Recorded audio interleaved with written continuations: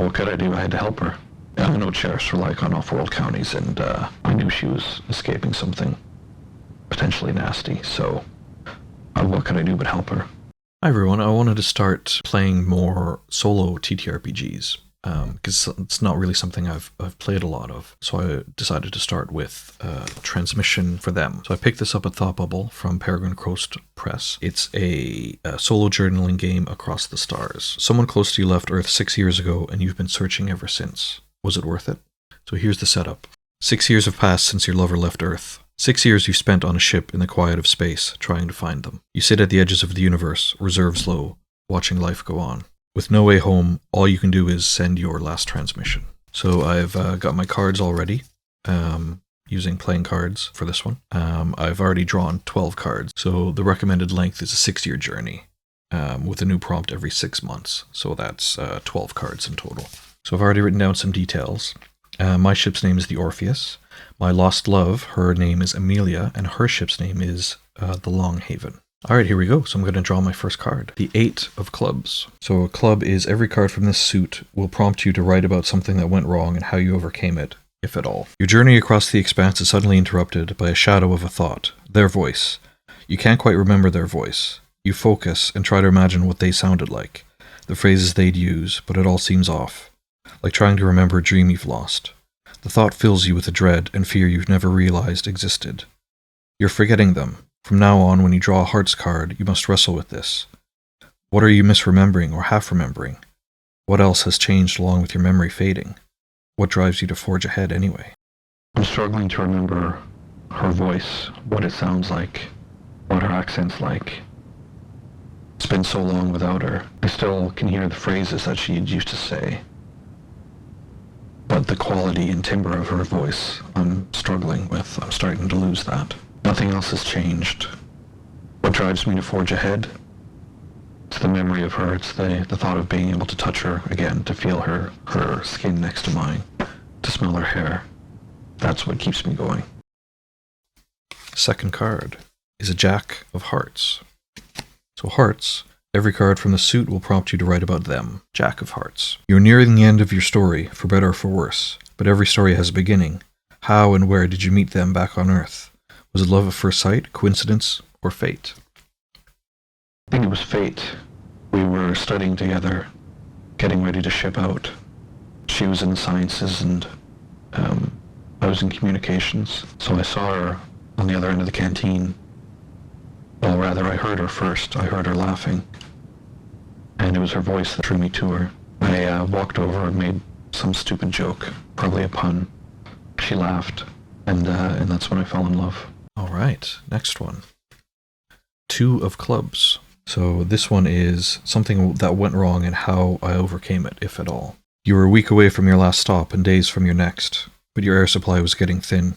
It was being used faster than it could be recycled. But why? Either the ship was inexplicably leaking air without you noticing, or something else was breathing your air. You scoured the ship looking for an answer.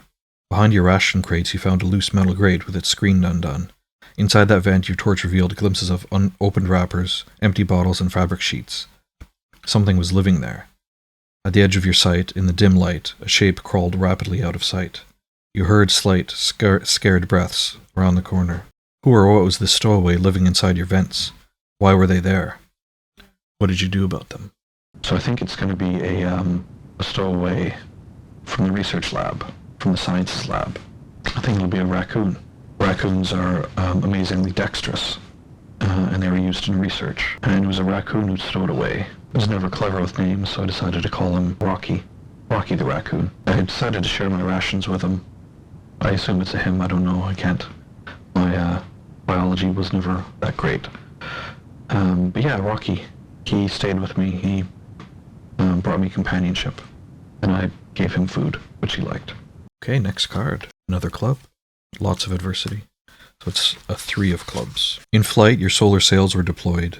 Beautiful gossamer wings of golden foil that spread out on either side of your ship, absorbing star power itself. A free and renewable alternative to the fuel that provided the bulk of your power. An aberrant smattering of junk at lightning speed had only scratched the paint of your hull, but had shredded your sails. You wouldn't absorb much solar power that way. A spacewalk was required to fix the sails. You had the vac suit and a rudimentary repair kit, but did you have the heart for it? What did you do? Did you venture out, or limp on with the fuel that you had? I ventured out. I needed to try and repair it. I couldn't let that get in the way of coming back to you. So I stowed Rocky away, gave him some extra rations, put on my suit, ventured out with the repair kit. Got about halfway through the repairs when the ship veered suddenly, and I lost the repair kit. So I was only halfway through repairing the sails. So I'm getting some power, but nowhere near what I should be getting. Alright, next one. Look at that, another club. 7 of clubs. You were sick for days, your stomach twisted and your head pulsed. Nothing alleviated your pain or worsening state, and the worse you felt, the more water you drank. Even that left a bad taste. After scouring the ship for a cause, you checked your water tank. The plastic sealant around the lid had degraded into the water. You'd been poisoning yourself. You were still a ways from arriving at your next port. You probably would die of thirst before then. In the largely unsettled part of space you found yourself in, finding a merchant wasn't easy. You had to get clever, brave, maybe even ruthless if you were to resupply your water in time. Just how did you survive, and where did you find the water? So I knew from back in my Boy Scout days that you could filter urine and drink that. So I rigged up a water filtration kit with the gear that I had. I knew it was going to be some time before I hit the next port, so this would have to do me. So as sorry I am to say it, I had to drink my own piss. Cleaned. I could still taste it now, and I knew what it was. It wasn't the best experience, but it got me going and kept me going. So that's the important thing. All right, let's go for something that's not a club. All right, a spade. So for spades, every card from the suit will prompt you to write about people you met during your journey. Right, 7 of spades. You flew over the skies of a mineral-rich frontier world on a supply run when an all-points bulletin appeared on your dashboard from the local authorities.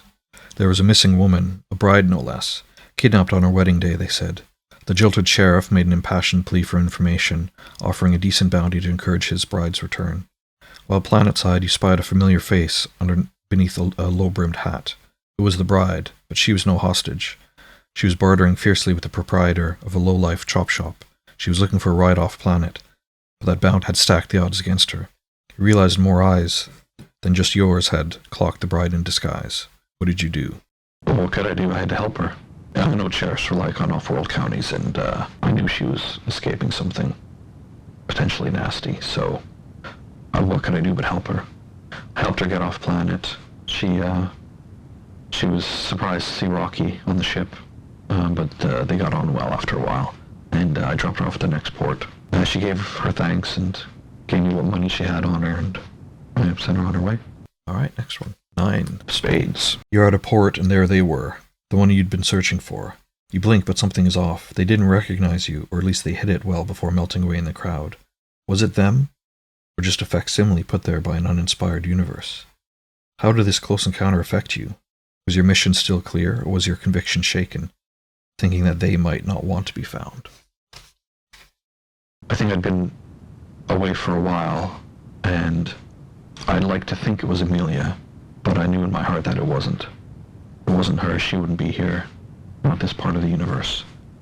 Not looking like that. Made me miss her even more, though. And more determined than ever to get back to her. All right, next one. Look at that. Another spade. 6. You saw many slender ships slingshotting from one planetary orbit to another and gliding over the roiling surfaces of a yellow sun, like gnats around a giant bulb. One ship led the way. Whoever was behind the helm was one hell of a pilot. They reached incredible speeds and risked it all to do so. What were they doing out here? The ship slowed, sizzling hull of the racing craft cooled in the vacuum. The racer drifted by you, giving a warm nod obscured by their racing helmet. Did you converse with the racer? What did you think of starship racing? I admired the expertise piloting the racer. I knew that's no small feat, that someone has put a lot of hours into that cockpit. But I know that I'm not a daredevil. That life isn't for me. And I respected it. It made me think of my friends back home, but it also made me realize that that life isn't for me. I'm for stability and not putting my life at risk for no good reason. All right. Next is 5 of spades. I need to shuffle my deck a bit better next time. How many transmissions had you sent by then, with nothing to show for it? Too many. How far had your transmissions even gone? You realized the effectiveness of any transmission depended more on the transmitter than its contents. If your words were going to reach the right person, you'd need a boost. Broadcasts from a pirate radio station had kept you entertained on your journey, but perhaps the enigmatic DJ could help you spread your word? How would you convince this free spirit of the Starways to lend his voice and tech to your cause? Well, being that I'm a comm technician, then I help to look at his gear. I know that good engineers are worth their weight in gold out here, especially out here. So I offered to give him a hand, tweak his setup, boost the signal a bit more, and in turn he boosted my signal and got the word out. So I was very grateful for that. All right. Jack of Diamonds. So diamonds, every card from this suit will prompt you to write about the places you've been during your journey. As you passed an asteroid field, you received a signal, an SOS message from the Grace Darling. A woman's voice asked for help. Her ship was in disrepair and her crew endangered. The message repeated over and over. You maneuvered through the field, following the signal. Moored to an asteroid was the husk of a ship. The SOS signal was just a ghost, the ship's last functional system. But why was it all the way out here in the asteroid belt? Were you too late, or were you lured there? If it was a trap, what happened? It was a trap. The SOS was leading me out here, drawing in unsuspecting travelers. It's a honeypot. What I found was a ship of marauders. I'm no fighter, as you know, so I gave them what I had, and they let me go. They stripped the ship bare, took a lot of my rations, my fuel, my water. But I survived. The ship keeps going. And I keep going. All right, second to last card. 3 of Diamonds. Right in your path, a massive cloud of dust, hydrogen, helium gas, and plasma drifted imperceptibly. A cradle of the stars, where birth occurred on a cosmic scale. Flying through would have been quicker than diverting around, but in the dark cloud visibility would be low. Strange that the amniotic-like substance, which over eons could spawn a life-giving sun, would seem so ominous. Anything could have been inside. Did you risk the journey? What did you see in there? So as I came across that cloud, I realized that whatever was inside wasn't for me. I'm no risk taker. The explorer in me died a long time ago, and I'm just looking to get back to you. So I let it be, skirted the cloud, left whatever dreams of what would be inside. I left those behind as well. Don't have space for dreams in my head. The only dream I have is getting back to you. All right, here we are, the last card. 2 of Diamonds. You came across a salvaging ship drifting in the black, and while you saw no observable exterior damage, its airlocks were open. Surrounding the ship was flotsam ripped from the ship's interior by sudden depressurization. The petrified crew floated there too, dressed in their sleepwear, frozen and oxygen-starved in the vacuum. It seemed to be a ghost ship, but something inside still drew power. You geared up to investigate. One thing of note remained. Plugged into the central console of the flight deck was an android in poor condition. Its paint had been scratched and metal scuffed. It had been neglected, but it slept before you. What had happened here? What did you do? I think the ship was adrift. Found that the systems were damaged. The android did all they could to keep it going, but the crew died. The android persisted, eventually running low on power and going into standby sleep mode. I decided to wake them up, use a bit of power from my ship, and got the story direct from the android. Their mind is scattered, but I think I can bring them back, gather their thoughts again, rebuild the consciousness. I think the android's going to join Rocky and I on the ship as we search for you, as we continue our journey to find you, Amelia. Okay, so those are all the prompts. Now I'm going to answer the final prompt. Your transmission has gone out. Invisible waves of information holding your story scatter across the galaxy. Read through the questions below and answer them to conclude your journey. This is your chance to tie off any remaining loose ends. Are you still searching? How much longer can you go on? So I continue to search for you, Amelia, buoyed by Rocky and the android, turns out their name is William. We continue. How much longer we can go on, I don't know, but I do know that I need to continue. I need to find you. What have you learned about yourself? I learned that I'm no risk taker, but I will help when I need to, and I'll help those in need. And I learned that it's better to bring people into your life than to go alone. And I know that I wouldn't have made it alone, but I've got you in my heart, and I've got Rocky and William by my side. Are there any places that you will miss? Will you go back? I sometimes think about that cloud that I passed, think what was in it, but I know that that's not my life. My life isn't in the exploration, it's in the doing. It's in the day-to-day, and that'll bring me back to you. Would you set up your own place? What would it be?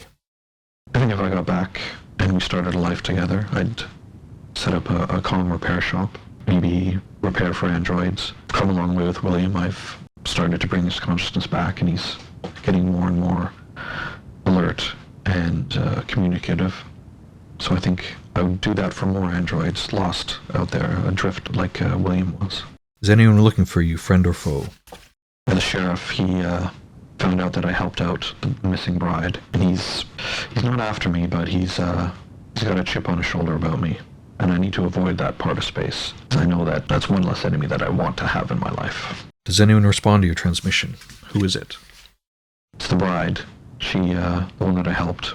She helps spread the word, and the DJ does too. I've gotten a lead to know where you are, so that's where I'm heading now. Bit of guidance and direction from the DJ and the bride. I'm going to find you. What state is your ship in, and will it last much longer?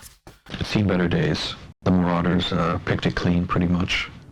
I'm low on fuel, low on supplies, low on rations, low on water. But I keep going, and I'll see how far we can get. What state are you in, and will you last much longer? I'm hanging in there. I'm better now that Rocky and William are along for the ride. I don't think I'd be able to do it without them. We'll get there. I'll find you, Amelia. We'll be reunited one day. So that was a brief little solo journaling adventure, transmission for them. It was a lot of fun. Got me thinking in different ways, remembering back to Firefly, some Star Trek episodes, Space Above and Beyond, which is one of my favorites from the 90s. So transmission for them was written by Joshua Luke Cable, Samuel T. McNally, and Eric Savitsky. Editing, Rose Bosch. Art direction and layout, Eric Savitsky. Illustration, Charlie Freer. Printed by Scottish Print. Recommend you check it out. Cool little alien-like, sci-fi-like solo role-playing game. And check it out. It's a lot of fun. And I hope you enjoyed it. Thanks.